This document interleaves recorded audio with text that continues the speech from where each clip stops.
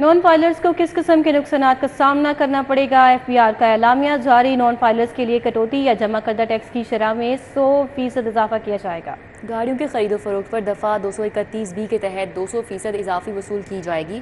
سرمایہ کاری پر منافع دفعہ 151 کے تحت 35% ٹیکس کی کٹوتی کی جائے گی۔ ڈسٹریبیوٹرز ہول سیلرز پر دفعہ 236G کے تحت ایڈوانس ٹیکس کی 2% کٹوتی ہوگی۔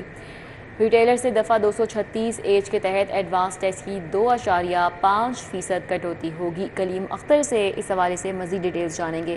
جی کلیم۔ جی بالکل، نان فائلرز کو پراپرٹی کی خرید و فروخت اور گاڑیوں کے لین دین کے ساتھ ساتھ مزید کس قسم کے نقصانات سے کا سامنا کرنا پڑ سکتا ہے، اس حوالے سے FBR کی جانب سے ایک تفصیلاً اعلامیہ جاری کر دیا گیا ہے۔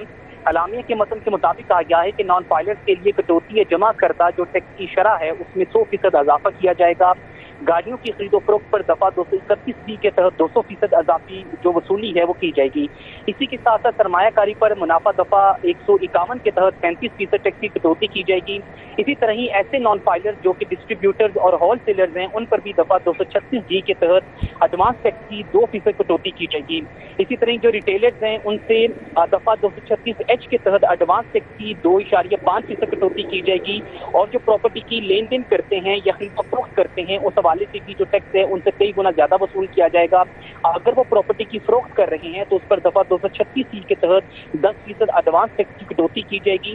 اسی کے علاوہ پراپرٹی کی مالیت کے لحاظ سے اگر وہ پراپرٹی کی خرید کر رہے ہیں تو اس پر بھی ان سے کئی گنا زیادہ ٹیکس وصول کیا جائے گا۔ اسی طرح جو نان فائلرز ہیں ان کے بیرون ملک پر جو سفر ہے اس پر پابندی لگائی گئی ہے۔ موبائل سم بلاک کرنے کا عمل بھی تیز ترین کر دیا گیا ہے، جبکہ اس کے علاوہ ایسے نان فائلرز جو کہ تاحال ٹیکس نیٹ کے اندر نہیں آ سکے ہیں ان کے بجلی اور گیس کنیکشن کو بھی منتقل کرنے کے عمل میں تیزی لائی جا رہی ہے۔ جی کلیم اختر، آپ کا بہت شکریہ، آپ نے آگاہ کیا۔